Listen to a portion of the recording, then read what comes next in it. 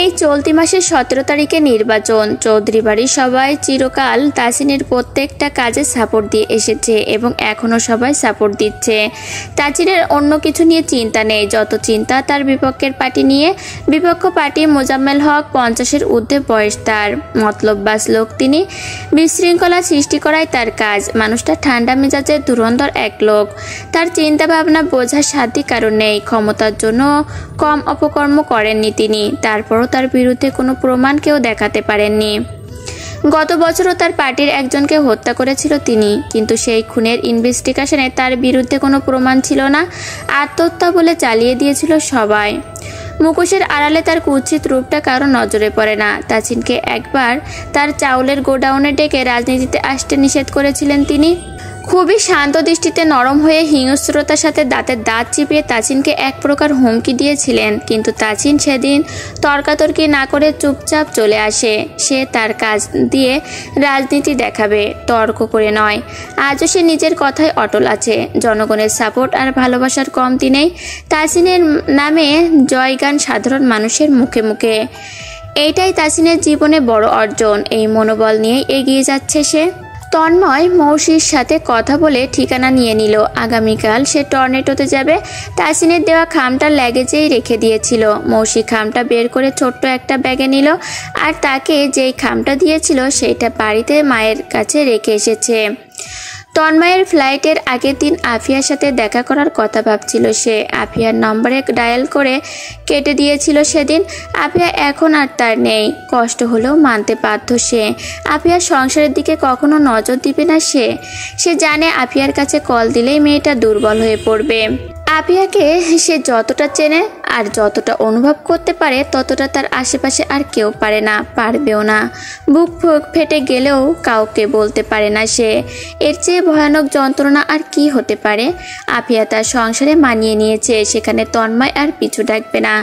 আফিয়া কেমন আছে এটা জানার জন্য সে কখনো আর পেছনে তাকাবে না, কখনো না। সময়ে তার ভালোবাসাকে সে বেঁধে রাখতে পারেনি। এখন আর সে মনে করে কষ্ট পেয়ে তাকে বোঝাতে চায় না। সেও কষ্ট পায়, তারও যন্ত্রণা হয়। এনামুল শেখের এখন ফুল টাইম জব। শুটিং বাদে মৌসি বাড়িতেই থাকে, সাথে ফ্রোডো হয়ে উঠেছে আর একটা বন্ধু। লানাব আগে জবটা ছেড়ে দিয়েছিল লাহা চলে যাওয়ার পরে, আবার নতুন করে জবে ঢুকেছে। অফিসে যাওয়ার আগে ফ্রোডোকে মৌসির কাছে রেখে যায়। মৌসিও একা থাকে। ফ্রোডের সাথে থাকলে তবুও মনে হয় সাথে একজন আছে। মৌসির মায়ের সাথে তার কতদিন কথা হয় না, কতবার যে ফোন দেয় মায়ের নম্বরে, কিন্তু মুনতাহা বেগম ভুল করেও ফোনটা ওঠান না।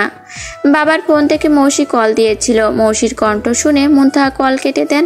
মৌসির একবার মনে হয় ছুটে দেশে চলে যায়, কিন্তু কোনো এক বাধায় সে যেতে পারে না। নওশিন আজও এই পথ দিয়ে বাড়ি ফিরছে। ছেলেগুলো আজও সেখানেই দাঁড়িয়ে আড্ডা দিচ্ছে, উচ্চস্বরে হাসি ঠাট্টা করছে। নওশিনের চোখ সোজাসুজি ওই একটা ছেলের দিকেই যায়। আজও তার ব্যতিক্রম হলো না। চোখ যেতেই সেই ছেলেটার সাথে চোখাচোখি হতেই ছেলেটার ঠোঁট জোড়া প্রসারিত করে হাসলো। হাতে থাকা সিগারেটটা পিছনে ফেলে দিয়ে সামনে এগিয়ে আসলো। সিগারেটটা এমন করে হাতটা পেছনের দিকে নিয়ে ফেললো যেন কাউকে আড়াল করার চেষ্টা। নওশিন ঠিকই তা লক্ষ্য করলো। নওশিন সামনে হাঁটতে হাঁটতে মুচকি হাসছিল। ছেলেটি নওশিনের পিছু ধরে পাশাপাশি হাঁটা ধরলো। নওশিনকে হাসতে দেখে শোধালো, হাসছেন কেন? এই যে বখাটে একটা ছেলে, যে ছেলে কাউকে পরোয়া করে না, সে আবার একটা মেয়েকে দেখে সিগারেট আড়াল করে ফেলে দেয়। এটা হাস্যকর নয় বুঝি? ছেলেটি লাজুক হেসে বলল, আসলে ব্যাপারটা এমন নয়। নওশিন হাঁটা থামিয়ে দাঁড়িয়ে পড়ে, ভুরু উঁচু করে ছেলেটিকে শোধায়, ব্যাপারটা কেমন তাহলে? নওশিন প্রায় এই ছেলেটির সঙ্গে এই রাস্তাটুকু হাঁটে আর বেশ কিছুক্ষণ গল্প করে। নওশিনের প্রশ্নে ছেলেটি বলে, আমি জানি না আপনি এমন করে প্রশ্ন করেন। মনে হয় আমি চোর আর পুলিশে আমাকে জেরা করছে। ছেলেটির কথা শুনে নওশিন হেসে ফেললো। তারপর সামনে আর একটু হেঁটে বাড়ি চলে আসলো। লানাব লেকের পাড়ে বসে আছে। অন্যদিন অফিস থেকে ফিরেই রাস্তা থেকে ফ্রোডোকে ডাকে। আজ বিকেল গড়িয়ে সন্ধ্যা হয়ে যাচ্ছে, তবুও লানাবের আসার নাম নেই। মৌসি কি মনে করে লানাবের নাম্বারে কল দিল। লানাব কল রিসিভ করে মৌসিকে শুধু বলল তার কিছু ভালো লাগছে না, লেকে বসে আছে। লানাপের কল কেটে ফ্রোডোকে নিয়ে মৌসির লেকের দিকে এগিয়ে যায়। লানাপ এখনো অফিসের কাপড় ছাড়েনি, ভাঁজ করে রাখা হাঁটুতে মাথাটা ঠেকিয়ে চুপচাপ বসে আছে।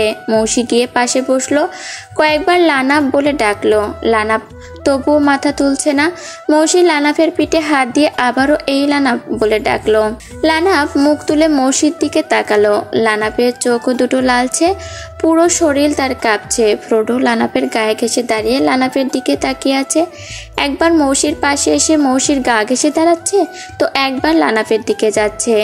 লানাপের এমন চুপচাপ বসে থাকা মন খারাপ থেকে ফ্রোডো ফ্যাল করে তাকাচ্ছে, জিভ বের করছে, অস্থির হয়ে লাফাচ্ছে। লানাপ ফ্রোডোকে কোলের মধ্যে নিয়ে আদর করে দিল। তারপর ফ্রোডো শান্ত হলো। মৌসি লানাপের দিকে তাকিয়ে শোধালো, কি হয়েছে তোমার? লানাপ মাথাটা একটু উঁচু করে বলল, লাহার খোঁজ পেয়েছি। লানাপের গলা কাঁপছে, তার কণ্ঠে অস্থিরতা। মৌসি লানাপকে শান্ত হতে বলল, তারপর কিভাবে খোঁজ পেয়েছে শোধালো। লানাপ দীর্ঘশ্বাস নিয়ে বলল, লাহার কাজিনের সাথে অফিসের বাইরে দেখা হয়ে গিয়েছিল, আমাকে দেখে আড়াল হতে চাচ্ছিল। আমি অনেক কষ্টে তাকে আটকিয়ে লাহার বিষয়ে জিজ্ঞেস করলাম। তারপর কি হলো? ঠিকানা জেনে নিয়েছো তো? পুরান ঢাকা এমন কিছু বলল।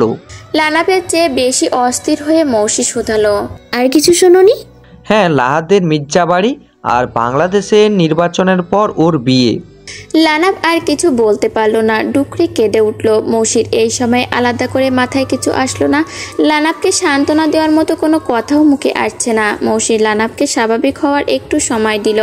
নিজেও কিছু কথা ভেবে মনে করে গুছিয়ে নিয়ে বলল, লানা, ভেঙে পড়ো না, শক্ত হও। পুরান ঢাকায় আমাদের আত্মীয় আছে। যত সম্ভব আমার বড় মামুনির বাবার বাড়ি পুরান ঢাকায়। খোঁজ নিতে আমার বেশি কাঠখড় পোড়াতে হবে না। আগে তো ঢাকা শহরে কোথায় থাকে এটাই জানতে না, এখন তো তাও একটা ঠিকানা জানা গিয়েছে। কেঁদো না প্লিজ।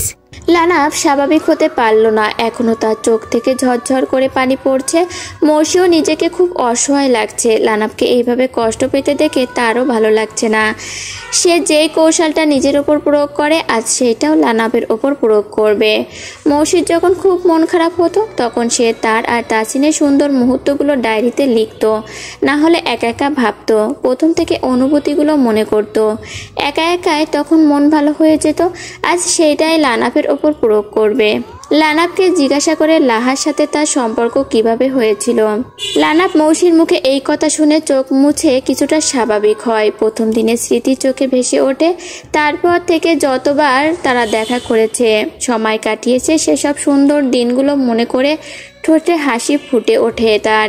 মৌসিকে খুব উৎসাহ নিয়ে বলে, জানো মৌসি, লাহা খুব মিষ্টি একটা মেয়ে। ও আমাকে কখনো ঠকাতে পারে না। লাহা আমার জন্য রান্না করে নিয়ে আসতো। ও নাকি দেশে কখনো রান্না করেনি, তবুও এখানে এসে আমার জন্য ইউটিউব দেখে নতুন নতুন রান্না করে নিয়ে আসতো। ও ক্যালগেরিতে থাকতো, কি পাগলামি করে যে ভালোবাসতো। মাঝরাতে ওর পাগলামিতে সাই দিয়ে আমি ক্যালগেরিতে যেতাম। ওর চোখে নিখুঁত ভালোবাসা দেখতাম আমি।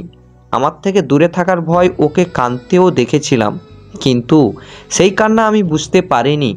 লাহা নিজ থেকে এসে আমার সাথে বন্ধুত্ব করেছিল। আমি গিটারের পাগল আর ও গানের পাগল। দুজনের কি দারুণ বন্ডিং ছিল।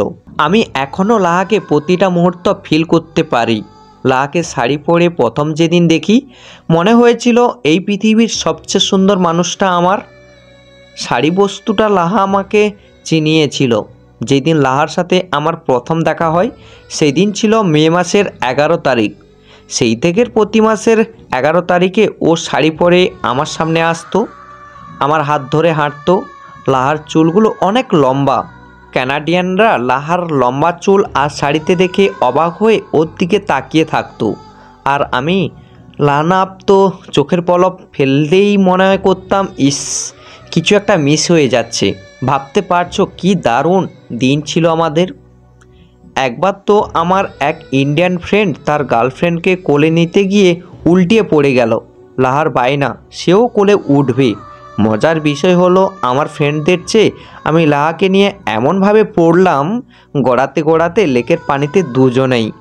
লাহা হাতে খুব ব্যথা পেয়েছিল, তারপরও সে তার হাসি থামাতে পারছিল না। ওর হাসির জন্য পানি থেকে উঠতে পারছিলাম না আমরা। যেই উঠতে যাব, আমার গলা জড়িয়ে ধরে খিলখিল করে হেসে যাচ্ছিল। ওকে জোর করে তোলার পরও পেট চেপে লেকের পাড়ে বসে হাসছিল। সেই দিনও ওর শেষ হাসিটা দেখেছিলাম।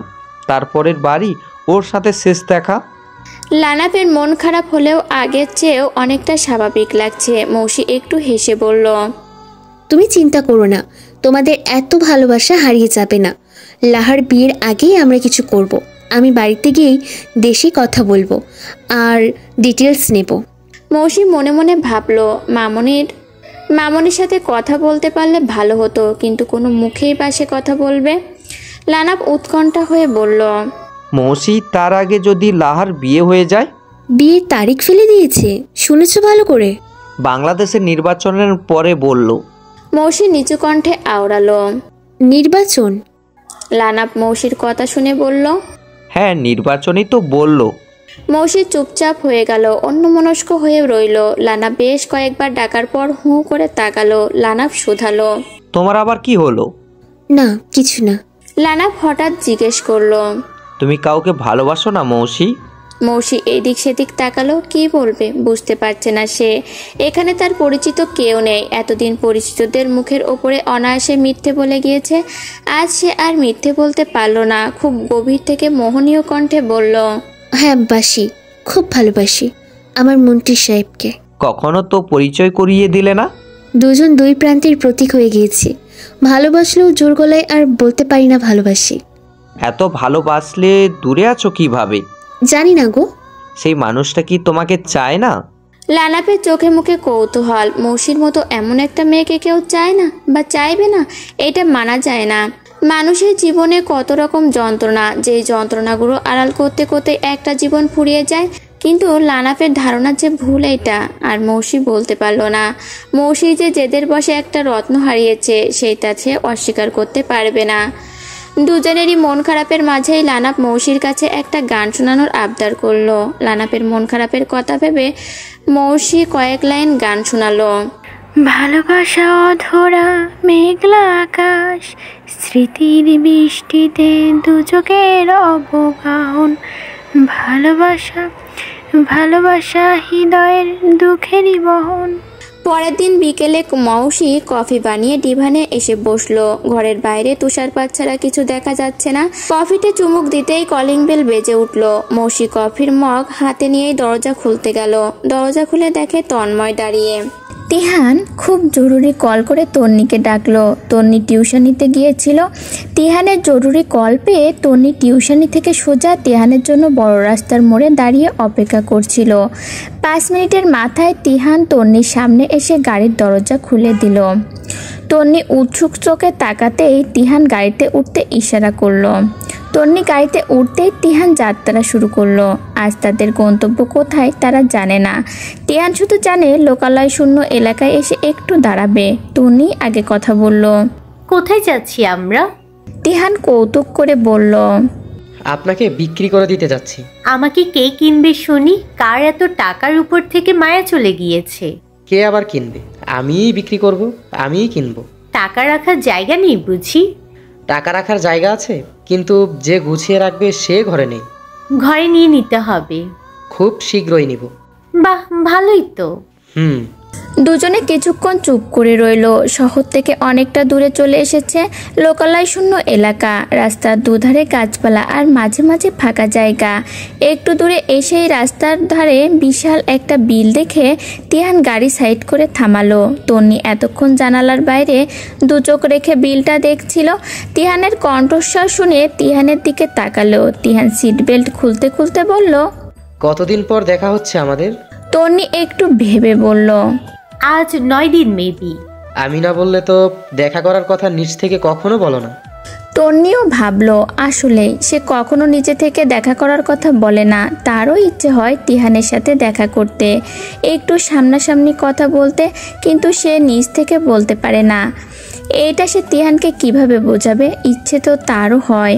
তন্নি গাড়ি থেকে নেমে রাস্তার ধারে বিলের পানির দিকে তাকিয়েছিল।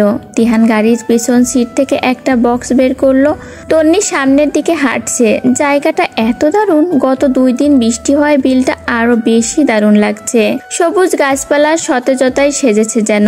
তন্নি সৌন্দর্য উপভোগ করার জন্য একেবারে বিলের ধারে চলে গেল। পিছন ফিরে একবার তিহানকে দেখে নিল। তিহান গাড়ির সামনে দাঁড়িয়েই ফোনে কথা বলছে।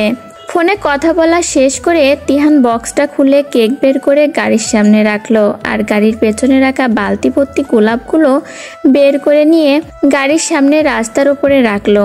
তারপর তন্নি বলে ডেকে হাতের ইশারা কাছে আসতে বলল। তন্নি সামনের দিকে এগিয়ে এসে চমকে যায়।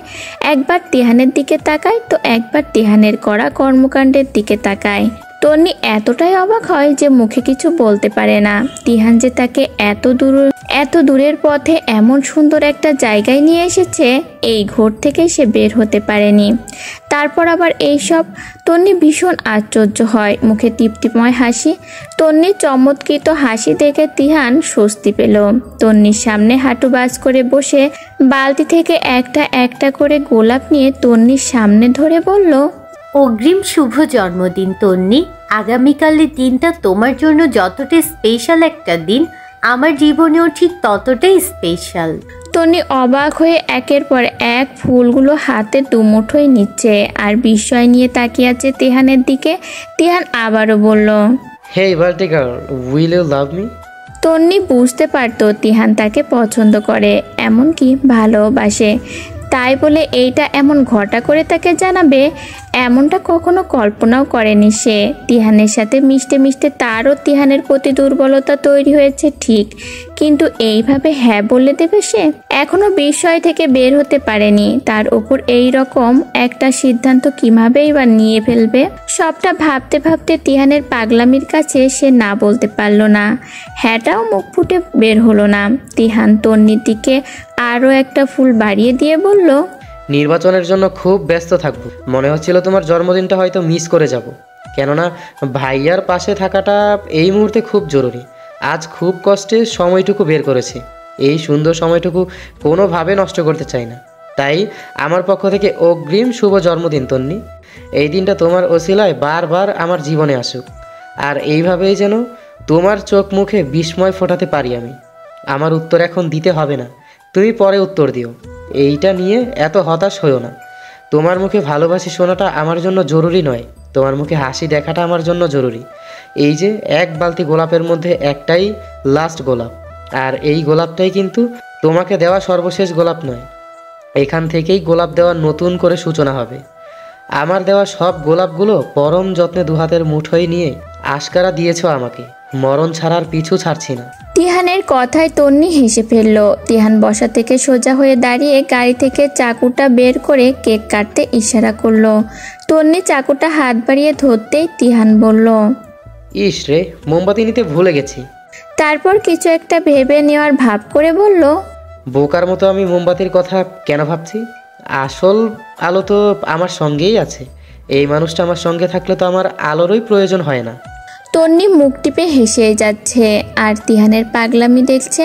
তিহান 2 হাত ছেড়ে তন্নির সাথে চাকুটা ধরে কেক কাটলো, যেন হাতে এমন কিছু ছিল যা ঝেড়ে ফেলে দিল। এইভাবে হাত ঝেড়ে তন্নির সাথে চাকু ধরাটাও তন্নির ভীষণ ভালো লাগলো। তিহানের কিছু নিজ ভঙ্গি আছে যেগুলো খেয়াল করে দেখলে তন্নির খুব ভালো লাগে। তিহানকে আলাদা একজন বলে মনে হয় তার। তিহান তন্নির মুখে এক টুকরো কেক দিয়ে আর এক টুকরো নিজের মুখে পড়ল। তন্নি তিহানের দিকে তাকিয়েই বলল, আমি খাওয়াই দিতাম। এখন আর তোমার হাতে লাগাতে হবে না। গাড়িতে একটা মাত্র টিস্যু অবশিষ্ট আছে, তাই তোমার হয়ে নিজেই নিজের মুখে নিলাম, সমস্যা নেই। তিহান গাড়ি থেকে টিস্যু নিয়ে হাত মুছে ফেললো। এই এত ছোট ছোট ব্যাপারগুলো তিহান গুরুত্ব দেয়। তন্নি কিসে হাত মুছবে এটাও তার নজরে ছিল। এই কেয়ারিং ব্যাপারগুলো থেকেই গভীর অনুভূতির সৃষ্টি হয়। তিহান বাকি কেকটুকু বক্সে রেখে দিল। বাড়িতে নামানোর সময় তন্নির হাতে দিয়ে দেবে। এবার দুজন একসাথে হেঁটে বিলের ধারে দাঁড়ালো। রাস্তার কাছাকাছি পানি চলে এসেছে, শীতল বাতাস বইছে। তন্নির ঝুঁটি করে রাখা চুলগুলো তীব্র বাতাসের কারণে চুলের আগাগুলো সামনে চলে আসছে। তিহান এইটা লক্ষ্য করে তন্নির ঝুঁটিটা খুলে দিল। একটা দমকা হাওয়ায় তন্নির চুলগুলো এলোমেলোভাবে বাতাসের সাথে উঠতে লাগলো। চুলগুলো একত্রিত করে গোছাতে তন্নি হিমশিম খাচ্ছে। এইদিকে তিহান তন্নির ছন্নছাড়া চুলগুলো দেখছে আর মুচকি হাসছে। তন্নি এক পর্যায়ে বলল, খুব মজা লাগছে তাই না? তিহান হাত উঁচু করে একটা আঙুল সামনে দেখিয়ে বলল, একটু। তন্নি এলোমেলো চুল নিয়ে তিহানের দিকে তেড়ে আসছিল। তিহান হাসতে হাসতে দৌড়ে পালালো। তন্নি ও তিহানের পিছে ছুটছে আর তন্নির এলোমেলো চুলগুলো বাতাসে উড়ছে। তিহান হাসতে হাসতে গাড়ির সামনে এসে গাড়িতে ভর দিয়ে দাঁড়ালো। তারপর বড় বড় শ্বাস নিল। তন্নিও ততক্ষণে এসে গিয়েছে। তিহানের ছেলে মানুষই দেখে তন্নি আর কিছু বলল না, শুধু মুচকি হাসলো। তিহান হাত বাড়িয়ে তন্নির হাতটা হ্যাঁচকা টানে নিজের দিকে এগিয়ে নিয়ে পেছন ফিরিয়ে তন্নিকে দাঁড় করিয়ে এলোমেলো চুলগুলো নিয়ে কোনো রকম এক জায়গায় করে বেঁধে দিল। তারপর কানের কাছে মুখটা এগিয়ে নিয়ে ফিসফিস করে বলল, মৌনতায় কিন্তু সম্মতির লক্ষণ। তাহসিনের মধ্যে একটা সৎসাহস আছে, যেটা থেকে সে মনোবল নিয়ে কাজ করে যাচ্ছে। পার্লামেন্টে সবাই চিন্তিত থাকলেও তাহসিনের মুখে চিন্তার কোনো ছাপ নেই। সে নিশ্চিত হয়ে যা যা করণীয় করছে। এইদিকে পার্লামেন্টে ছেলেপিলে খবর দিচ্ছে মোজাম্মেল হক কোনো না কোনো ঝামেলা ঠিক বাঁধাবেন। বাইরে থেকে দলবল এনেছেন শোনা যাচ্ছে। তাহসিন সবাইকে এইসব নিয়ে ভাবতে নিষেধ করে নিজেদের মতো কাজ করে যেতে বলল। রোশনি মিশানের সঙ্গে ফোনে কথা বলছে। দুজনে নির্বাচন নিয়ে কথা বলার মাঝে রোশনি বলল, তুমি দেশে থাকলেও তো একটা ভোট আমরা পেয়ে যেতাম। আমাদের নিজস্ব ভোটারগুলোই সব বাইরে, কতগুলো ভোট মিস। মৌসি আপু, তন্ময় ভাইয়া, তোমরা সব অকাজের। কাজের সময় তোমাদের পাওয়া যায় না। আমরাই যে কতটা কাজের গো। আর ভাব নিতে হবে না, কি যে টেনশন হচ্ছে। টেনশন করো না, জয় আমাদেরই হবে। রোশনি ভেংচি কেটে বলল, হ্যাঁ, ভোট না দিয়ে জয় আমাদেরই হবে, স্লোগান দাও। নির্বাচন নিয়ে দুজনের কথোপকথন চলতে থাকলো। চৌধুরী বাড়ির সবাই তাচিনের সাথে আছেন। দুদিন আগে থেকেই অফিস বন্ধ রেখেছেন। তাচিনের চাচারা প্রতিটা মুহূর্তে তাচিনের সঙ্গ দিচ্ছেন। নওশিন সেই রাস্তা ধরে হাঁটছে, সাথে সেই ছেলেটির হাতে এখন আর সিগারেট দেখা যায় না। বিষয়টা কিছুদিন থেকে নওশিন খেয়াল করেছে। তার সাথে খেয়াল করলো তারা শুধু গল্পই করে যায়, কিন্তু একে অপরের কখনো নাম জিজ্ঞাসা করেনি। নওশিনী আজ ছেলেটির নাম জিজ্ঞাসা করলো। ছেলেটি নওশিনের দিকে তাকিয়ে শুধালো, নাম ছাড়া আপনার কাছে পরিচিত ছিলাম তাহলে? নওশিন মৃদু হেসে বলল, নাম ছাড়া পরিচিত হলেও মন্দ কি বলুন? তাহলে নাম ছাড়াই বরং পরিচিত থাকি। নওশিন আবারও মৃদু হেসে সায় দিল। আচ্ছা তাই হোক। মৌসি ড্রয়িং রুমে আড়ষ্ট হয়ে দাঁড়িয়ে আছে। তার চোখে মুখে বিষাদের ছায়া, মসৃণ গাল বেয়ে জলের ধারা। বেশ কিছুক্ষণ স্থির হয়ে দাঁড়িয়ে থেকে দুহাতে মাথা চেপে ধরে ফ্লোরেই বসে পড়ল সে। তন্ময় পাশেই দেয়ালে হেলান দিয়ে দাঁড়িয়ে আছে। তার কণ্ঠে দৃঢ়তার সহিত তার প্রত্যেকটা কথা মৌসির বুকে ধারালো ছুরি দিয়ে মারার মতো আঘাত করছে। তন্ময় দুহাত বুকে ভাঁজ করে রেখে দেয়ালে হেলান দিয়ে দাঁড়িয়েই বলল, তাসিনের উপর তোমার এত ক্ষোভ কেন মৌসি? এই প্রশ্নের সম্মুখীন মৌসি কখনো হয়নি। তাসিনের উপরে তো তার কোনো ক্ষোভ নেই, তাহলে এই প্রশ্নের উত্তর সে কীভাবে দিবে? মৌসি তন্ময়ের দিকে ফেলে চাহনিতে তাকালো, যার অর্থ মৌসির কাছে নেই।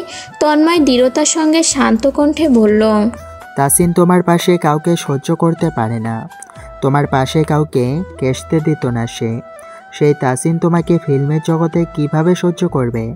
আমি মানছি সেদিন রাতে তাসিন খুব বাজে ভাষায় কথা বলেছে, যেটা ওর সাথেও মানায় না, কিন্তু ওই সময়ের রাগের মাথায় বলা কথাটুকু বড় করে দেখেছ দুজনেই।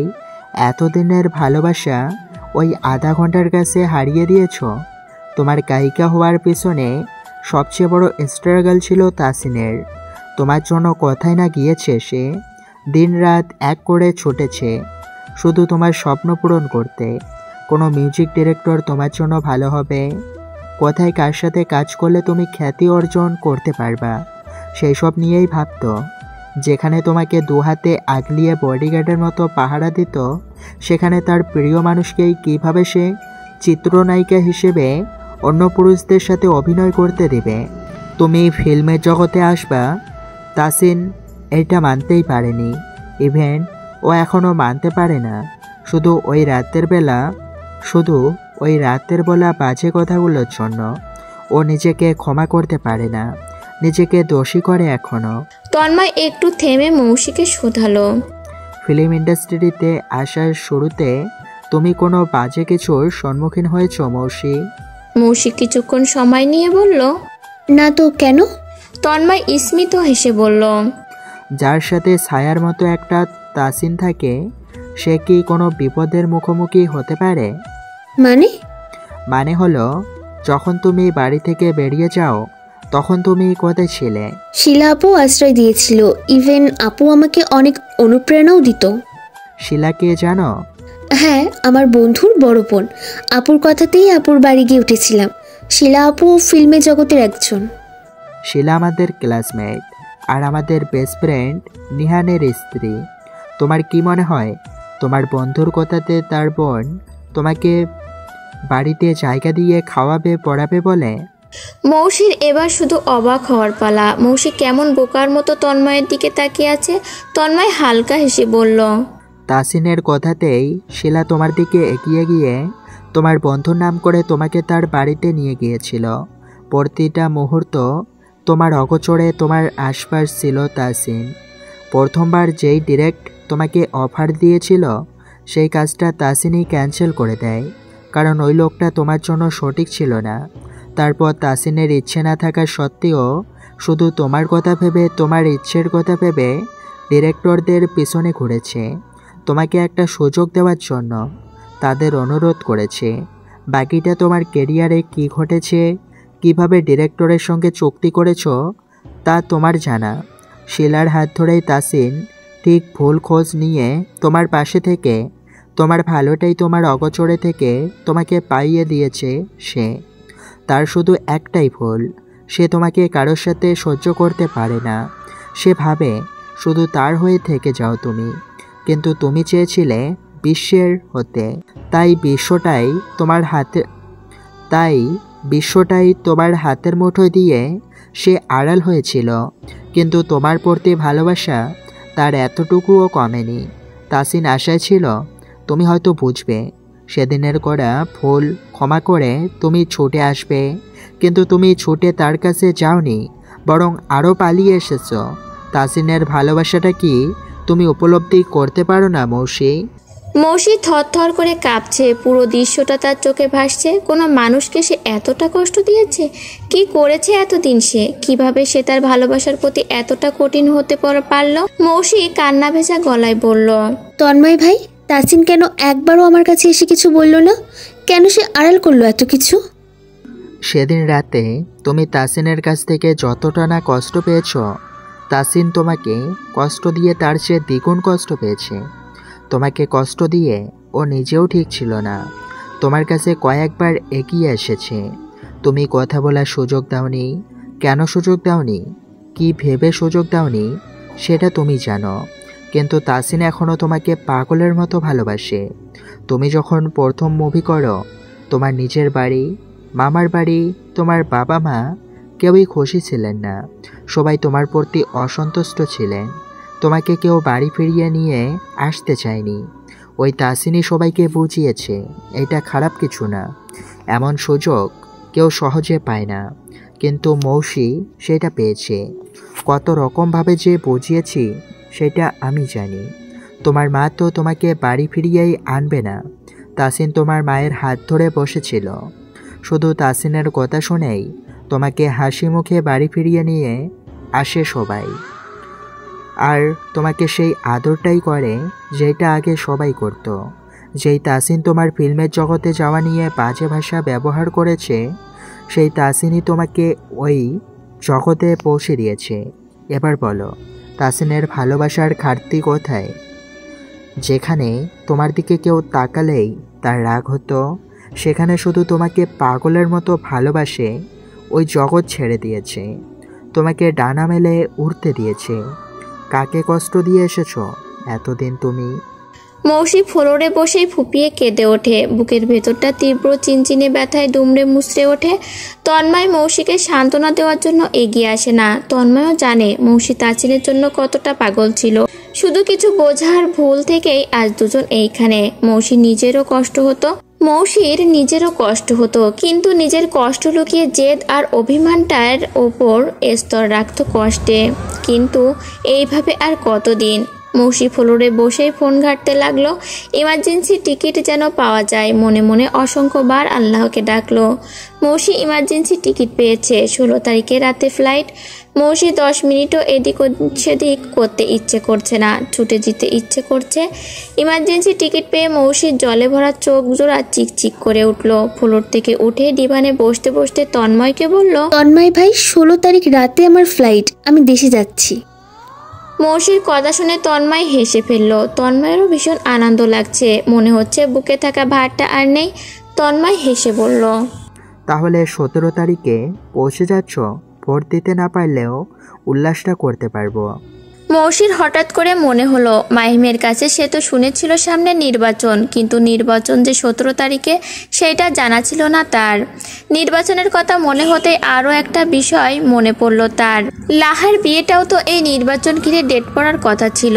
এত কিছু আর ভাবতে পারছে না সে। দেশে তো যাচ্ছে, দেশে গিয়েই লানাপের বিষয়টা ভাববে। আর মাহিমকে গতকাল রাতেই খোঁজ দিতে বলেছে।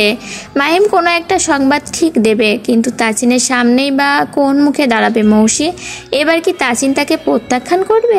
মৌসি ইমিগ্রেশন শেষ করে ফ্লাইটের জন্য অপেক্ষা করছে। বুকের ভেতরটা তার হাঁসফাঁস লাগছে, মনের ভিতরে দুশ্চিন্তা ওঠানামা করছে। কেমন এক মিশ্র অনুভূতি হচ্ছে। তাসিনের কাছে ছুটে যাওয়ার আনন্দে একবার মুখ চকচক করছে, আবার ক্ষণিকেই নিজের করা অন্যায়ের কথা ভেবে মুখে আধার নেমে আসছে। তার কাউকে নিয়ে চিন্তা হচ্ছে না, শুধু ভাবছে তাসিনের সামনে কিভাবে দাঁড়াবে, কিভাবেই বা কথা বলবে সে। তাসিনই বা কেমন রিয়াক্ট করবে? তাকে কি প্রত্যাখ্যান করবে? সামনে থেকে তাড়িয়ে দেবে না তো? মৌসি আর কিছু ভাবতে পারছে না, ভয়ে বুকটা দূর দূর করছে। মৌসি প্লেনে বসে ভাবছে তাসিনের জন্যই সে ইমার্জেন্সি দেশ ছেড়ে চলে এসেছিল, যেন কোনোভাবেই তাসিন আর জীবনে না আসতে পারে। আর আজ সে নিজেই ইমার্জেন্সি ফ্লাইট ধরে তাসিনের জন্য বাংলাদেশে ছুটছে, শুধু তাসিনকে তার নিজের করে পাওয়ার জন্য। কি এক পরিহাস, যার জন্য এত দূরে আজ ঠিক তার জন্যই আবার তার কাছে ছুটে যাওয়া। আজ নির্বাচন, পার্লামেন্টের সবাই ভোট কেন্দ্রগুলোতে তাসিনের নির্দেশ মতো ভাগ হয়ে ছড়িয়ে গিয়েছে। সব কেন্দ্রগুলোতেই তাদের নিজেদের লোক আছে। মোজাম্মেল হকের সঙ্গে কেউ যেন কোনো কথাই না যায় এই বিষয়ে তাসিন সবাইকে ভালো করে বলে দিয়েছে। কোনোভাবে ভোট কেন্দ্রে বিশৃঙ্খলা সৃষ্টি করা যাবে না। হয়তো মোজাম্মেল হকের লোক বিশৃঙ্খলা তৈরি করার চেষ্টা করবেন। তাসিনের ভাবনাটাই ঠিক হলো। ভোট কেন্দ্রে পার্লামেন্টের সদস্যদের সাথে বিনা কারণে তর্ক শুরু করেন বিপক্ষ দলের লোক। কিন্তু তাসিনের মেজ চাচা ভোট কেন্দ্রে আগে থেকেই ছিলেন। তিনিই নিজেদের দলকে সেখান থেকে সরিয়ে চুপচাপ বসে থাকতে বললেন, কোনো শব্দ করতে না করলেন। সুষ্ঠুভাবে ভোটটা হোক, এইটাই সবার চাওয়া। টরন্টো ডেনফোর্থের বাঙালি এলাকায় ভাবির চা মৌসির এখানে প্রতিদিন একবার হলেও চা খেতে আসতো। সাথে আরচা আর লানাবকেও ধরে নিয়ে আসতো। আরচা আর লানাব চা প্রেমী ছিল না, চা পছন্দ করতো না, কিন্তু মৌসির সাথে মিশে তারাও চায়ের ভক্ত হয়ে গিয়েছে। লানাব সেখানেই দাঁড়িয়ে এখন চা খাচ্ছে। মৌসির এমন হঠাৎ করে দেশে যাওয়া লানাবকে ভাবাচ্ছে। মৌসি এতদিন নিজে থেকে দেশে যেতে রাজি হতো না, আজ হঠাৎ কি হলো তার? গতকাল মৌসি লানাবের সাথে 5 মিনিট দেখা করে শুধু বলল, আমি বাংলাদেশে যাচ্ছি লানাফ, তুমিও কাগজপত্র দ্রুত ঠিক করে নাও। আমি তোমার জন্য বাংলাদেশে অপেক্ষা করব। তারপর লাহাকে আমরা একসাথে খুঁজবো। লানাব আজকেও ভিসা অফিসে যোগাযোগ করেছে। ভিসা পাওয়ার সম্ভাবনা আছে, দ্রুতই ভিসা পেয়ে যাবে সে। সব কেন্দ্রের ভোট সুষ্ঠুভাবে সম্পূর্ণ হয়েছে, কোনো কেন্দ্রে বিন্দু পরিমাণ ঝামেলা হয়নি। ঘণ্টাখানেকের মধ্যে সব কেন্দ্রের ভোট গণনা করা হয়ে যাবে। তাসিন দুশ্চিন্তা মুক্ত ভাব চেহারায় ফুটিয়ে রাখলেও ভেতরে ভেতরে সেও দুশ্চিন্তা করছে। আহসানুল চৌধুরী ছেলের পিঠে গিয়ে হাত রাখলেন, সাহস দিলেন। তাসিনের চাচারাও তাসিনের পাশে এসে দাঁড়ালেন, তাদের মুখটাও শুকিয়ে আছে। তিয়ান একভাবে তাসিনের সাথে আছে, যে কোনো প্রয়োজনে ছুটছে। পার্লামেন্টের ছেলেরা এতক্ষণ হই হুল্লোড় করে থাকলেও এই সময় সবাই নির্জীব হয়ে আছে। চোখ মুখ উদাসীন, বুকের ভেতরটা ঢিপ ঢিপ করছে। মোজাম্মেল হকও ভালো ভোট পেয়েছেন। তার এলাকায় তাসিনের চেয়ে মোজাম্মেল হকের ভোট বেশি। পার্লামেন্টের ছেলেরা এখন আরো বেশি নিশ্চিত। তাসিনের দিকে তাকালে এবার বোঝা যাবে তার মুখেরও দুশ্চিন্তার ছাপ। এই দিক সেই দিক দিশেহারা দৃষ্টিতে তাকাচ্ছে। তারপরও সে পার্লামেন্টের ছেলেদের বলছে দুশ্চিন্তা না করতে। মৌসি ফ্লাইটে শুধু সময় দেখছে, আর যেন সময়ের জায়গায় আটকে আছে। ঘড়ির কাঁটা যেন নড়ছেও না। মৌসির ইচ্ছে করছে কাঁটাটা টেনে ঘুরিয়ে দিতে। মৌসির তাসিনের সামনে যাওয়ার ভয়ও আছে, আবার তারাও আছে। এইটা যে কি একটা বিচ্ছিরি অনুভূতি। সব দুশ্চিন্তার অবসান ঘটিয়ে জয়টা চৌধুরী তাসিন মাহমুদেরই হলো। এত খুশি, এত আনন্দ। পার্লামেন্টের ছেলেগুলো তাসিনকে মাথায় তুলে নাচছে। পুরো দেশের মানুষ তাসিনকে নিয়ে জয়ের গান গাইছে। পুরো দেশের সাথে চৌধুরী বাড়িতেও উল্লাস আজ। তাহমিনা চৌধুরী এখনো জায়নামাজে বসে আছেন। ছেলের জন্য আল্লাহর নিকট দোয়া চাচ্ছেন। তাসিন সর্বপ্রথম মায়ের কাছে গিয়ে দোয়া নিল। এইদিকে বাড়ির রমণীরা পার্লামেন্টের সবাইকে টেবিলে বসতে বললেন। ছেলেগুলো সারাদিন কিছু খায়নি, মুখটা শুকিয়ে আছে। তারা তাসিনকে এতটাই ভালোবাসে, তাসিনের চেয়ে তাদের টেনশনটা যেন বেশি ছিল। আজ পার্লামেন্টের সবাই একত্রিত হয়ে তাসিনের বাড়ির সামনেই বসেছিল।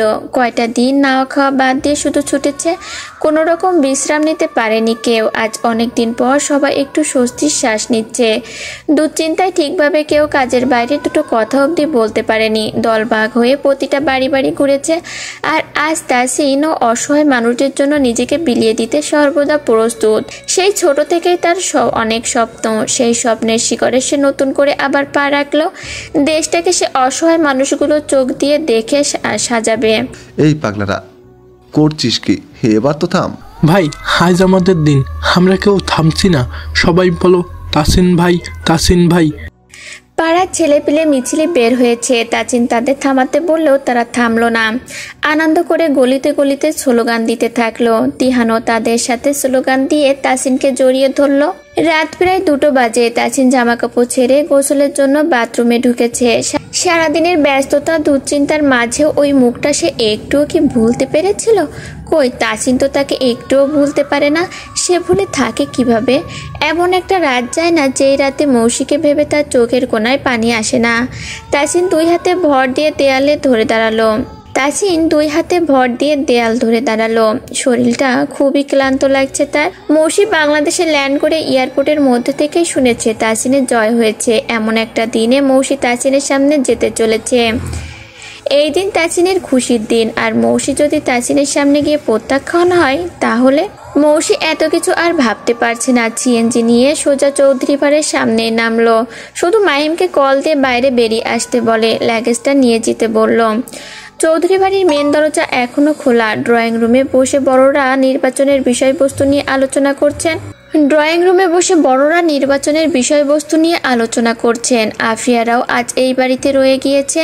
মৌসি গেটের মধ্যে ঢুকে ধীরে ধীরে পা বাড়ালো সামনে। তার মনে দ্বিধা সমেত ভয়।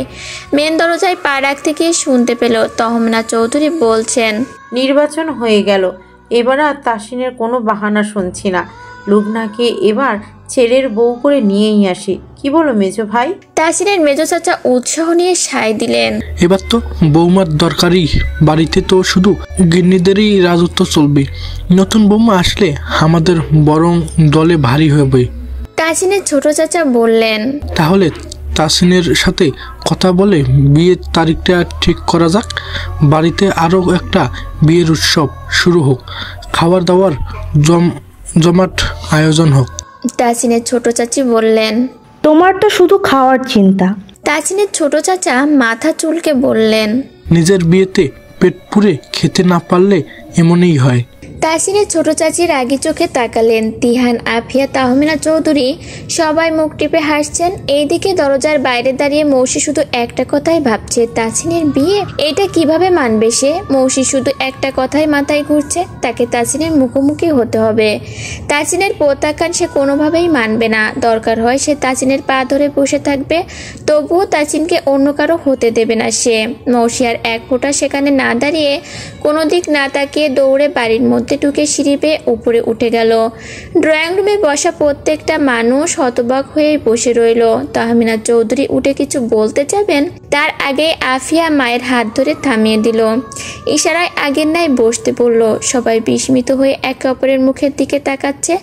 মুনতাহা বেগম ও মাহিমের কাছে মৌসি আসার খবরটা শুনে এ বাড়িতে ছুটে এসেছেন। ভাইদের এমন বিস্মিত হয়ে থাকতে দেখে মুনতাহা বেগম ধীর পায়ে সামনে এগিয়ে আসলেন। কণ্ঠস্বর নিচু করে বললেন, মৌসি আসছে? আফিয়া উঠে মুনতাহা বেগমের কাছে গিয়ে শুধালো। হ্যাঁ ফুপি, কেন তুমিও জানতে না? মুনতাহা বেগম বললেন, কাউকেই বলে আসনি, আমাকে এখন মাহিম জানালো। তারপর কয়েক সেকেন্ড থেমে বললেন, মৌসি কোথায়?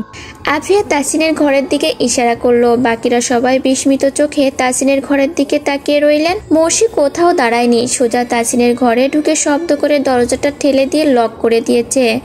তাসিন গোসল করে বের হয়ে আলমারি থেকে কালো রঙের একটা টি শার্ট বের করে গায়ে পড়েছে।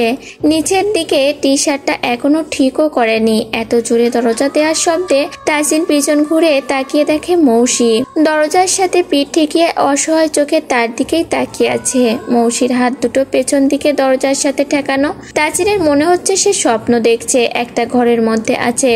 মৌসি অসহায় চোখে তাসিনের দিকে তাকিয়ে বলল, আমাকে কি ক্ষমা করে যায় না মন্ত্রী সাহেব? ভুল অনেক করেছি, কোন ভুলটা রেখে কোনটারই বা ক্ষমা চাইবো?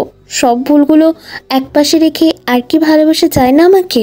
তাসিনের ঘোর যেন এখনো কাটেনি। আসলে কি সে সত্যি মৌসুকে দেখছে? এইদিকে বাড়ির মানুষ কৌতূহল দমিয়ে রাখতে না পেরে নিচ থেকেই মৌসি তাসিন বলে ডেকে উঠল। তাসিনের এবার মনে হলো সত্যিই মৌসি তার সামনে। মৌসির চোখ পানিতে চিকচিক করছে। মৌসি ঝুঁকে পড়ে তাসিনের দিকে তাকিয়ে বলল, আমি আর পারছি না, আমার বুকটা ফেটে। পুরো কথাটাও মৌসি মুখ দিয়ে বের হতে দিল না। তার আগেই তাসিন ছুটে এসে মৌসিকে দু হাতের বাঁধনে বুকের সাথে শক্ত করে জড়িয়ে ধরে ঠুকরে কেঁদে উঠল। মৌসিকে এত জোরে শক্ত করে ধরেছে, মৌসি নড়াচড়া করতে পারছে না। তাসিন মৌসিকে জড়িয়েই ফুপিয়ে কান্না করছে। মৌসি এবার নিজেই বিস্মিত হয়। সে কত কিছু ভেবেছিল। তার মনে হয়েছিল তাসিন তার সাথে কথাই বলবে না, হয়তো তাড়িয়ে দেবে। কিন্তু তাসিন সেই আগের মতোই তাকে ভালোবাসে। আর সে নাকি এই মানুষটাকে এত কষ্ট দিয়েছিল। কিভাবে পেরেছিল কষ্ট দিতে? মৌসিও তাসিনকে দুই হাতে জড়িয়ে নেয়। কাঁধের উপর দু হাত রেখে দুই হাতে গলা পেঁচিয়ে তাসিনকে জড়িয়ে ধরে। তাসিনের এত ভালোবাসায় মৌসিও ফুপিয়ে কেঁদে ওঠে। এভাবে অনেকটা সময় চলে যায়। তাসিন হাতের বাঁধনটা একটু আলগা করে দু হাতের মৌসির মুখটা ধরে চোখের পানি মুছিয়ে দিল। মৌসি কান্না থামিয়ে তাসিনের কাঁধের ওপরে দুই হাত রেখে বলল, আমি 592 বার সরি।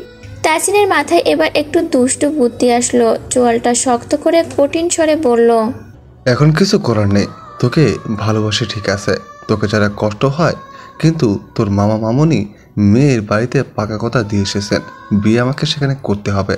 মৌসি করুণ চোখে তাসিনের দিকে তাকালো। তার পুরো শরীর কেমন অবশ হয়ে আসছে, ঘন ঘন শ্বাস ছাড়ছে। তাসিনকে ছেড়ে মৌসি ফ্লোরে বসে পড়ল। শরীরে যেন হঠাৎ করেই কোনো শক্তি পাচ্ছে না সে। বুকের ভেতরটা ধরপড় করছে। এমনিতেই আতঙ্কে দুটো দিন ভালো করে খাওয়া দাওয়া নেই। ফ্লাইটেও দুশ্চিন্তায় কিছু মুখে দিতে পারেনি। তারপর আবার এতটা জার্নি করে এসেছে, শরীরটা কেমন ভেঙে আসছে। মৌসি চোখ বন্ধ করে ফ্লোরে পড়ে গেল। তাসিন মৌসির মুখের দিকে তাকিয়ে আটকে উঠল। অনেকটা সময় চলে যাওয়ায় বাড়ির লোক তাসিনের ঘরের সামনে এসে তাসিনকে ডাকলো। তাসিন ততক্ষণে মৌসিকে বিছানায় শুয়ে দিয়েছে। তাসিন দরজা খুলে দিয়ে ভেতরে চলে আসলো। বাড়ির সবাই ঘরে উকি দিয়ে মৌসিকে অবচেতন হয়ে পড়ে থাকতে দেখে চিন্তিত মুখে সবাই একসাথেই তাসিনকে শুধালো, কি হয়েছে? মুনতাহা বেগম ছুটে মৌসির কাছে আসলেন। কি হয়েছে বলে মৌসিকে কয়েকবার ডাকলেন। তাসিন সবার উদ্দেশ্যে বলল, তেমন কিছু হয়নি, এখনই ঠিক হয়ে যাবে। তারপর মুনতাহা বেগমের দিকে তাকিয়ে বলল, ফুপি চিন্তা করো না, কিছু হয়নি। তাসিন পাশেই বসে মৌসির প্রেশারটা মেপে দেখলো। চোখে মুখে পানির ছিটা দিল। কিছুক্ষণের মধ্যেই মৌসি চোখ খুলে তাকালো। চোখ খুলে সামনেই তাসিনকে দেখে ক্লান্ত চোখে অসহায় দৃষ্টিতে তাকিয়ে করুণ স্বরে কান্না ভেজা গলায় বলল, আমাকে মারুন, কাটুন, ধমকান, শরীরের সর্বশক্তি দিয়ে থাপ্পড় দেন, তারপরও আমার ছাড়া অন্য কারো হবেন না প্লিজ। বাড়ির লোক বিষয়টা বুঝতে পেরে 1 সেকেন্ড না দাঁড়িয়ে হন হন করে সবাই তাসিনের ঘর থেকে বেরিয়ে গেল। মৌসির যেন এবার হুঁশ এলো। এতক্ষণ সে কাউকে খেয়াল না করেই নিজের মতো করে কথা বলে যাচ্ছিল। সবাইকে দেখে লজ্জায় চোখ আগের ন্যায় আবার বন্ধ করে ফেলল। তাসিন মুচকি হেসে মৌসিকে ডেকে তার বুকের এক পাশে দেখিয়ে বলল, তোকে রেখেছি ঠিক বুকের এই জায়গাটাতে। তোকে ছাড়া এই বুকে অন্য কাউকে জায়গা দিক কী হয়ে বলতো? এই আমি বা অন্য কারো কীভাবে হই? ভোর রাত, চৌধুরী বাড়ির সবাই ড্রয়িং রুমে বসে, কারো চোখে ঘুম নেই। সবার সব বিস্ময় কেটে গিয়েছে। যেখানে মৌসি আর তাসিনী দুজন এক হওয়ার সিদ্ধান্ত নিয়েছে, সেখানে আর কারো কিছু বলার নেই, বরং তারা আরো খুশি হলেন। মৌসির ওপরে সবাই মনক্ষুণ্ণ থাকলেও তার ওপর ভালোবাসাটা কারো কম ছিল না। মন খারাপ সবার হয়েছিল, কিন্তু সেইটা বয়ে বেড়ানোর মতো মানসিকতা তাদের নেই। সবাই মিলে ভালো থাকতে চায়, আর বিশেষ করে তাসিনী যেখানে কোনো কিছু মনে রাখেনি, সেই যখন কাছে টেনে নিয়েছে, বাকিরা আর এইসব মনে রাখতে চায় না। মুনতাহা বেগম মৌসিকে নিয়ে নিজেদের বাড়িতে গেলেন। মৌসিও ও বাড়িতে গিয়ে মায়ের কাছে ক্ষমা চেয়ে জড়িয়ে ধরল। মুনতাহা বেগম ও মেয়ের ওপরে আর রাগ করে থাকতে পারলেন না। তাসিনের ধুমধাম করে বিয়ে করার একদম ইচ্ছে নেই, খুব সাদামাটা করে কাবিন করে ফেলবে। মৌসিও একই মত, কিন্তু আহসানুল চৌধুরী বললেন বাড়ির মানুষগুলো নিয়ে ছোট করে আয়োজন করবেন। মৌসি নিজের বাড়ি চলে যেতেই তাসিন ফোনটা নিয়ে তন্ময়কে আগে কল দিল। তন্ময় সাথে সাথে কল রিসিভ করে তাসিনকে বলল, একসাথে 2 জোড়া অভিনন্দন ভাই। আমার ধারণা ঠিক এসব তোরই কাজ। তন্ময় হো হো করে হেসে বলল, আজ শালা বললি না যে? আজকেই তো লম্বা করে শালা বলা উচিত তোর। আগে বল, মৌসির কাছে গিয়েছিলি কবে? তন্ময় এবার উৎকণ্ঠা হয়ে বলল, 3 দিন আগে। তার আগে বল, সব কিছু ঠিক করে ফেলেছিস তো? যেখানে তুই গিয়েছিস সেই বিষয় ঠিক না হয়ে পারে। এই কাজটা আরও আগে করা উচিত ছিল আমার। গতকাল থেকে ভয়ে ছিলাম, যদি তুই আবার রাগ করে মৌসিকে না বলে দিস। এইভাবেই কি চলতে থাকবে? গতকাল থেকে শান্তি পাচ্ছিলাম না একদম। তোর এমনটা মনে হলো আমি মৌসিকে না বলে দেব? তোর উপর ভরসা ছিল এমন কিছু করবি না, কিন্তু আর এক মনে খারাপ চিন্তা আসছিল। আমি চাইলে আমাকে কষ্ট দেওয়ার ফল মৌসিকে ভোগ করতে দিতে পারতাম। মৌসিকে একটু পিছনে ঘোরাতে পারতাম, ফিরিয়ে দিতাম, রাগ দেখাতাম, খারাপ ব্যবহার করে কিছু সময়ের জন্য প্রত্যাখ্যান করতাম। কিন্তু এগুলো করে কি হতো বল? সে তো বাড়াবাড়ি চলতো। এসব আমার দ্বারা কখনো হবে না।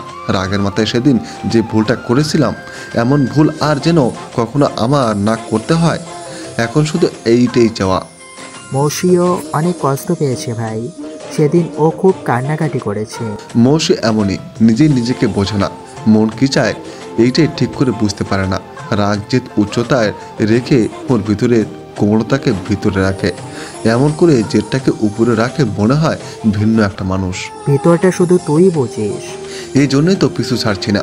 তন্ময় হেসে বলল, এবার আঁচল ধরে বসে থাকো। তুই তো শালা তোর বোনের বিয়ে খেতে পারলি না। আমি এসে আমার বোনের আবার বিয়ে দেব, তারপর পেট পুড়ে খাবো, দেখিস। 2 বন্ধু একসাথে হেসে উঠল। তন্ময়ের সাথে কথা বলা শেষ করে তাসিন কলটা কেটে দিল। ফোনটা যেই বিছানার উপর রাখতে যাবে, তখনই সেই নাম্বার থেকে একটা মেসেজ আসলো। অভিনন্দন মন্ত্রীমশাই, আজকে সারাদিনে আপনার ক্লান্তি মুখটা চোখে ভাসছে। এই যে দেখুন, আপনার মুখের ক্লান্তির ছাপটা আমার ঘুম উড়িয়ে দিয়েছে। আপনি কি আমার এতটাই আপন? আমার কথাগুলো কি পাগলামি মনে হয় মন্ত্রীমশাই? আমি আসলে পাগল না হলে এত মুগ্ধতা নিয়ে দূর থেকে এভাবে অনুভব করতে পারি আপনাকে? বলুন তো।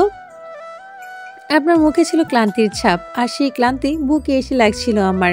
আমি যখন বিরক্ত নিয়ে চোখ ঘুরিয়ে তাকান, মনে হয় ইস কি সুন্দর এই মানুষটা। আমি যেভাবেই আপনাকে খুঁটিয়ে খুঁটিয়ে দেখি, এমনভাবে মনে হয় না এই বিশ্বের আর কেউ এত মুগ্ধ নিয়ে আপনাকে দেখবে। আমি আপনার জন্য পাগল মন্ত্রীমশাই। আমাকে আমার সব বান্ধবীরা বলে আমি ভীষণ বুদ্ধিমতী, কিন্তু আপনি জানেন এই মেয়েটি ভীষণ পাগলি। এটা শুধু আপনার কাছে প্রযোজ্য মন্ত্রীমশাই। আপনি আপনাতেই মুক্ত, এতটাই মুগ্ধ যে আপনার প্রতিটা বিচরণে আমি চাতক পাখির ন্যায় লক্ষ্য করি। জানেন মন্ত্রীমশাই, আমার খুব ইচ্ছে করে আপনার কপালের সাথে কপাল ঠেকিয়ে আপনার তপ্ত নিঃশ্বাস অনুভব করতে। কিন্তু এটা কি আদৌ সম্ভব বলুন? আমি আপনাকে ভীষণ মায়া করে চাই, মুগ্ধতা ভরা চোখে দেখি। আপনি আমার খুব কাছের অজানা এক ছায়া। মোর হতে দেরি নেই। তাই শুভ সকাল মন্ত্রীমশাই। তাসিন মেসেজটা পড়ে ফোনটা পাশে রেখে দিল। তাসিন এখনও বুঝে উঠতে পারছে না কে এই মেয়েটা। মেসেজের মানুষটাকে নিয়ে আলাদা করে ভেবে দেখার সময়ও তার হয় না, কিন্তু আজ তার কৌতূহল জাগলেও মৌসির ভাবনা সেই কৌতূহল ভুলিয়ে দিল। গ্যালারিতে থাকা মৌসির ছবিগুলো দেখতে দেখতে ঘুমিয়ে পড়ল। অনেক দিন পর প্রশান্তি নিয়ে ঘুমাবে সে। আজ তাসিনের শপথ পাঠ হলো। সারাদিন বাড়ির বাইরে ছিল, সেই সকালে বের হয়েছে, মাত্র বাড়িতে ফিরল। এখন অধিক ব্যস্ততা, এর মধ্যে বিয়েরও তোড়জোড়। এইসবের জন্যই তাসিন চাচ্ছিল শুধু কাবিনের ব্যবস্থা করতে, কিন্তু তাহমিনা চৌধুরী কারো কথা শুনছেন না। একটা একটা করে এখন থেকেই মানুষ নিয়ে বাড়ি ভর্তি করে ফেলেছেন তিনি। তার একমাত্র ছেলের বিয়ে, তার ওপর বাড়ির বড় ছেলে। সাদামাটা করে বিয়ে কিভাবে দেবেন তিনি? বাবার বাড়ির সবাইকে হাজির করবেন। লুৎফার মির্জাকে বোঝাতে বেশি কাঠখড় পোড়াতে হয়নি। তাসিন সামনাসামনি কথা বলে এসেছে। সামনে লুবানাও দাঁড়িয়েছিল। লুৎফার মির্জার খারাপ লাগলেও কাউকে বুঝতে দিলেন না। মন রক্ষা করার জন্য বিয়েতে হাজির থাকবেন বলে ভেবে রাখলেন। সামনে শুক্রবারেই তাসিন আর মৌসির বিয়ে। তাসিন সেই আগের বেনারসিটাই খুব যত্ন করে তুলে রেখেছিল। মৌসির শাড়িটা খুব পছন্দ হয়েছে। এই শাড়িটাই সে বিয়ের দিন পরবে। বাকি কেনাকাটাগুলো আবার নতুন করেই করা হচ্ছে।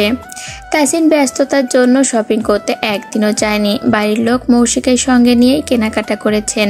এইবার বাড়ির কোনো অনুষ্ঠানে রোশনির আগেই তিহান তন্নিকে দাওয়াত দিয়ে ফেললো। দুজন একে অপরকে ভালোবাসি না বললেও টানটা দুদিক থেকেই সমানভাবে আছে।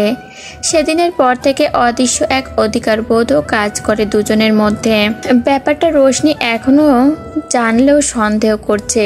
তন্নির জীবনে কেউ একজন এসেছে, কিন্তু তন্নি বা কিভাবে বলবে তার ভাইকে ভালোবাসি? ব্যাপারটা তার কাছে ভীষণ লজ্জার, তাই এখনো সবার অগোচরেই আছে সবটা। রোশনি তিন্নিকে নিয়ে মার্কেটে গিয়েছে। রোশনির খুব ইচ্ছে দুই বান্ধবী একই রকম লেহেঙ্গা নিয়ে বিয়েতে পরবে। পুরো মার্কেট ঘুরে ডার্ক মেহরুন রঙের দুটো লেহেঙ্গা নিল। এই লেহেঙ্গাটা দুজনের একই সাথে পছন্দ হয়ে গিয়েছে। রোশনি বাড়িতে এসে লেহেঙ্গাটা মিশানকে ভিডিও কলে দেখালো। মিশান লেহেঙ্গা দেখে বলল, জানগো দেশে থাকলে এবার বিয়েটা করেই ফেলতাম। এই জন্যই তুমি দেশে নেই প্রিয়। ইচ্ছে তো করছি, এখনই ছুটে চলে আসি। রোশনি দুষ্টু হেসে বলল, কেন? তাসিন ভাইয়াদের বিয়ে খেতে? তোমার দু চোখ ভরে দেখতে। শোনো, আমার না বিষয়টা ভীষণ সিনেমাটিন লাগতেছে। প্রথমে তাহসিন ভাই বিয়ের অফার দিল, আর মৌসি বিয়ে করবে না বলে কাউকে না জানিয়ে কানাডায় চলে গেল। আবার সেই মৌসির তাহসিন ভাইয়ের জন্য কাউকে কিছু না বলেই দেশে ছুটে আসলো। ব্যাপারটা ভাবতে মজা লাগছে। আচ্ছা, দুজনের কি প্রেম টেম ছিল নাকি? জানো কিছু? শুধু আমি না, কেউই কিচ্ছু জানে না। তোমার আমার মতো সবার মাথায় বিষয়টা চক্কর দিয়ে ঘুরছে। মিশান ভাবুক হয়ে বলল, কিছু না কিছুই তো ছিলই, মাঝখান থেকে আমরাই কিছু বুঝতে পারিনি। আচ্ছা, ভাবা বন্ধ হলে শোনো, তোমার পার্ট টাইম জবটার কি হলো? আগেরটাই তো সময়ের অভাবে ছেড়ে দিলাম। সময় মেনটেন করে আরেক জায়গায় কথা বলেছি, দেখি কি হয়। রোশনি মনটা খারাপ করে বলল, খুব কষ্ট হয়ে যাচ্ছে তাই না? দেশের বাইরে একটু স্ট্রাগল করতে হবে। ব্যাপারটা না, তুমি শোনো, খুব সুন্দর করে সাজবা আর মিনিটে মিনিটে আমাকে ছবি দেবা, পা থেকে মাথা পর্যন্ত ভিডিও করে দেবা। মিনিটে মিনিটে যদি ছবি দেই তাহলে ছবিটা উঠবো কখন আমি? সেইটাই আমি জানি না মিস, অপেক্ষা করব তাই জানি। আচ্ছা দেবো। তিয়ান অফিস থেকে ফেরার পথে মার্কেটে ঢুকেছে। তন্নির জন্য আজ একটা শাড়ি কিনবে সে। তন্নিকে শাড়ি পরে দেখার তার খুব ইচ্ছে। বিয়ের দিন লেহেঙ্গা পরবে এইটা শুনেছে, তাই হলুদের দিনের জন্য একটা শাড়ি পছন্দ করেছে। অনেকগুলো শাড়ি দেখার পরও বুঝতে পারছিল না কোনটা নিবে। একের পর এক শাড়ি দেখছিল। তখনই এই দোকানে আফিয়ার বর ঢুকলো। তিহানকে দেখে আফিয়া তিহানের দিকে এগিয়ে আসলো। তিহান আফিয়াকে দেখে কিছুটা লজ্জা পেলেও নিজেকে সামলিয়ে নিল। আফিয়া স্বাভাবিকভাবেই শুধালো, কার জন্য নিবি বল, আমি পছন্দ করে দিচ্ছি। তিহান কয়েক সেকেন্ড থেমে কপাল চুলকে বলল, তন্নির জন্য। আফিয়া মুস্কি আসলো। একটা গাঢ় জলপাই রঙের জামদানি শাড়ি পছন্দ করে দিল। তিহান মনে মনে ভাবলো, আরে এই শাড়িটা এতক্ষণ কোথায় ছিল? আসলেই মেয়েদের চোখ আছে, এতক্ষণ ধরে যে শাড়ি দেখছে, এত সুন্দর শাড়িটা তার চোখেই পড়লো না, আর এদিকে আফিয়া এসেই বের করে ফেললো। শাড়িটা তিহানেরও খুব পছন্দ হলো। শাড়িটা তন্নির গায়ে খুব মানাবে। শাড়িটা নিয়ে তিহান আফিয়াদের কাছ থেকে বিদায় নিয়ে চলে গেল। আফিয়া কেনাকাটা করে ফেরার পথে কেমন অন্যমনস্ক হয়ে গেল। তন্ময় একবার টিউশনের টাকা জমিয়ে আফিয়ার জন্য লাল টুকটুকে একটা শাড়ি কিনেছিল। শাড়িটা দিতে এসে তন্ময় বলেছিল, তন্নির জলপাই রঙটা খুব পছন্দ। গাঢ় জলপাই রঙের জামদানি শাড়ি নেওয়ার ওর খুব শখ। মায়ের কাছে বসে প্রায় বলে শুনি, জামদানিগুলোর তো অনেক দাম, তাই যখন তখন নিয়ে দিতে পারি না। এবার টাকা জমিয়ে তিন্নিকে শাড়িটা কিনে দেব। একটা চাকরি না পাওয়া পর্যন্ত কারো শখই পূরণ করতে পারছি না।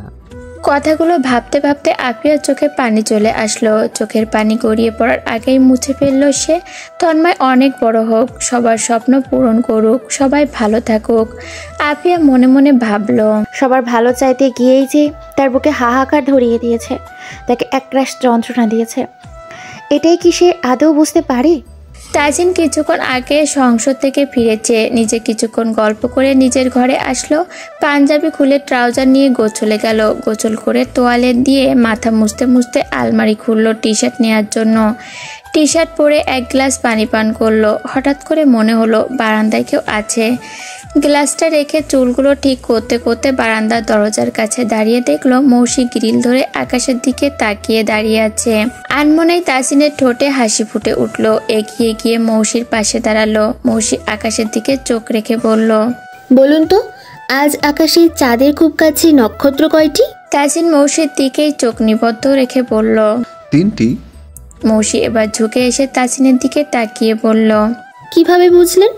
3 দিন পর তোকে 3 কবুল বলে আজীবনের জন্য ঘরে নিয়ে আসবো। তাই এখন কয়দিন ধরে চাঁদের খুব নিকটে 3টি করে নক্ষত্র থাকবে। ধ্যাৎ, মিথ্যা কথা। তাহলে তুই বল কয়টি নক্ষত্র আছে? নক্ষত্র কয়টি আছে সেটা তো ঠিকই বলেছেন। তাহলে মিথ্যা কোনটা বললাম? এই যে এইটা। তাসিন গ্রিলে মৌসির রাখা হাতের উপরে হাত রাখলো। মৌসির দিকে তাকিয়ে বলল, কখন এসেছিস? আপনি যখন গোসলে গেলেন তখন। বিয়ের কেনাকাটা শেষ? এখনো বাকি আছে। এই অল্প আয়োজনেও এতদিন ধরে কেনাকাটা করতে হয়। ধুমধাম করে বিয়ের কথা বললে তো দেখছি 3 মাস আগে থেকে ডেট ঠিক করতে হতো। বিয়ের কেনাকাটা এমনই হয়, সব নিয়েও যেন কিছুই নেওয়া হয়নি। আলমারির উপরেই শপিং ব্যাগ আছে, ওইগুলো দেখে নিস, পছন্দ না হলে বলবি। আগে তো কখনো মেয়েদের জিনিস কিনিনি, তাই ঠিক বুঝতে পারছিলাম না। আপনি আবার কি কিনেছেন? কয়েকটা শাড়ি কিনেছি। আর মৌসি বিস্মিত হয়ে বলল, আর কি? দেখলেই বুঝবি। মৌসি বাচ্চাদের মতো বলল, এখনই দেখবো? এখানে একটু দাঁড়া, পরে দেখিস। কিছুক্ষণ দুজনেই চুপচাপ দাঁড়িয়ে থাকলো। তারপর তাসিনী করুণ স্বরে বলল, আমার কথা তোর মনে পড়তো না মৌসি? মৌসিরও কেমন গলা ধরে আসলো। এই প্রশ্নে সে কি জবাব দিবে? সব সময় তো রাগ জেদটাই বড় করে অন্য কেউ দেখিয়েছে, নিজেও বড় করে দেখেছে। মুখে যা এসেছে মুখের উপরেই তা বলে গিয়েছে। এখন কি বা বলবে সে? তাজিন মৌসিকে যথেষ্ট বোঝে। মৌসির অবস্থাটাও এখন সে বুঝতে পারছে। তাই মৌসিকে কিছু বলতে না দিয়ে নিজেই বলল, এমন একটা ক্ষণ নেই যে তোকে নিয়ে ভাবিনি বা তুই ভাবনে আসিসনি। এই বারান্দা জানে তুই আমার কতটা জুড়ে আসিস, এই ঘরের এই দেয়াল জানে, বারান্দায় এই গাছগুলো জানে তোকে মিস করে কতটা দীর্ঘশ্বাস ফেলেছি, তা এই বারান্দার বাতাসগুলো জানে। কিছুক্ষণ থেমে আবার বলল, আর আমি জানতাম তুই আমার কাছে ঠিক হয়ে আসবি, সেটা আজ বা কাল। এই বিশ্বাসের জায়গাটা ভরপুর ছিল। এই বিশ্বাসের জোরেই মেরুদণ্ড সোজা রেখে এগিয়ে চলেছি এতদিন। ধৈর্য ধরেছি। আমি কখনো আমার দুর্বলতা মানুষের সামনে প্রকাশ করিনি, আল্লাহর কাছে প্রকাশ করেছি। আর আল্লাহ আমাকে তোকে দিয়ে দিয়েছেন, নতুন করে আবার তোর সারণীতে জড়াবো। গুনে গুনে মাত্র 3টা দিনের অপেক্ষা। মৌসি মুগ্ধ হয়ে তাসিনের দিকে তাকিয়ে আছে। স্মিত হেসে তাসিনের ভেজা চুলে আঙুল ছুঁয়ে চুলগুলো এলোমেলো করে দিয়ে আবার ঠিক করে দিল। হঠাৎ করে আবার অভিমানী স্বরে বলল, আমার সহ্য হয় না। তাসিন বিস্ময় নিয়ে শুধালো, কি সহ্য হয় না? মৌসি অভিমানী স্বরে বলল, মেয়েদের নাকি আপনার চোয়াল খেয়ে নিতে ইচ্ছা করে, তাদের কাছে আপনি এতই আকর্ষণীয়। তাসিন ঠোঁট টিপে হেসে মজা করে বলল, কেন, তোর কাছে আকর্ষণীয় লাগে না? মৌসি হড়বড় করে বলল, আমার কাছে তো আপনার সব আকর্ষণীয় লাগে, তাই বলে তাদের লাগবে কেন? তাসিন ঠোঁট টিপে হাসতে হাসতে বলল, তাই আমার সব তোর কাছে আকর্ষণীয় লাগে। মৌসি এতক্ষণে তাসিনের করা মজা বুঝতে পেরে ধ্যাত বলে চলে যাচ্ছিল। তাসিন পিছন থেকে মৌসির হাত চেপে ধরে সামনে দাঁড় করিয়ে বলল, আকর্ষণীয় তো লাগে তোর নাকের এই তিলটা, তোর ঘন পাপড়িগুলো, আর কি আকর্ষণীয় লাগে বলতো? মৌসি তাসিনের ঠোঁটে হাত ছুঁয়ে দিয়ে বলল, আমার নাকের উপরে তিলটার চেয়েও আপনার ওই ঠোঁটটা বেশি আকর্ষণীয়। কথাটা বলে মৌসি আর একটুও দাঁড়ালো না, সোজা নিচে চলে গেল। তাসিন গ্রিল ধরে আকাশের দিকে তাকিয়ে সবচেয়ে কাছের 3টে নক্ষত্রের দিকে তাকিয়ে হেসে ফেলল। আজ মৌসির মেহেন্দি। মাফিনটা গতকাল এসেছে। রোশনি, আফিয়া, তন্নি সবাই মৌসিদের বাড়িতে। মৌসির হাতে আফিয়া মেহেন্দি পরিয়ে দিচ্ছে। নওশিনরা সবাই মৌসিকে ঘিরে বসে আছে। মৌসির মেহেন্দি দেওয়া শেষ হতেই শিলা আর শিলার বর আসলো। মৌসি শিলাকে দেখে উঠে হাত দুটো উঁচু করে আলতো করে জড়িয়ে ধরে হেসে ফেলল। শিলা মহসিনের নাক টিপে দিয়ে বলল, কত মিষ্টি লাগছে সেই পিচ্ছি মেয়েটাকে। তো তোমার সে বাদর হবু বর কোথায়? আমি তো ঠিক জানি না আপু, মাহিমরা বলতে পারবে, আমি ডেকে দিতে বলছি, বসো না তোমরা। মাহিমের কাছে শুনে মৌসি শিলাকে ছাদে নিয়ে আসলো। ছাদে ডেকোরেশন করা হয়েছে। তাসিন, তিহান সবাই ছাদে আছে। শিলাদের দেখে তাসিন এগিয়ে আসলো। শিলার বর তাসিনের দিকে এগিয়ে গিয়ে পেটে আলতো একটা ঘুষি দিয়ে অভিনন্দন জানিয়ে জড়িয়ে ধরলো। দুজনের কাহিনী দেখে মৌসিরা হাসলো। শিলারা, তাসিন, মৌসি দুজনের কাছ থেকে দাওয়াত পেয়েছে। মৌসির হাতে মেহেদি শুকাচ্ছে। শিলা মৌসির হাতে মেহেদি দিয়ে তাসিনের নাম লেখা দেখে মুচকি হেসে বলল, তাসিন তোমাকে পাগলের মতো ভালোবাসে তাই না মৌসি? মৌসি লাজুক হেসে বলল, হ্যাঁ আপু। তুমি যখন আমার কাছে ছিলে তখন বুঝেছিলাম এই ছেলেটা কি প্রচণ্ড ভালোবাসতে পারে। তোমার কিসে ভালো হবে সেটাই ভাবতো শুধু। একটা সুছাড়িয়ে গেলে মানুষ যেভাবে খোঁজে ঠিক সেইভাবে তোমার ভালো কিসে খারাপ কিসে নিখুঁতভাবে দেখে, তোমার পথ করে দিত। এমন মানুষ ভাগ্য করে পাওয়া যায় গো। মৌসি শিলার বলা কথাগুলো শুনছে আর তাসিনের দিকে মুক্ত দৃষ্টিতে তাকিয়ে আছে। এই মানুষটাকে বিন্দু পরিমাণ কষ্ট সে আর দেবে না। দরকার হয় সব ছাড়বে, সব ছেড়ে ছুড়ে শুধু এই মানুষটাকেই সে ভালোবাসবে। তার চেয়ে দ্বিগুণ ভালোবেসে এতদিনের দেয়া সব কত ভুলে দেওয়ার চেষ্টা করবে সে।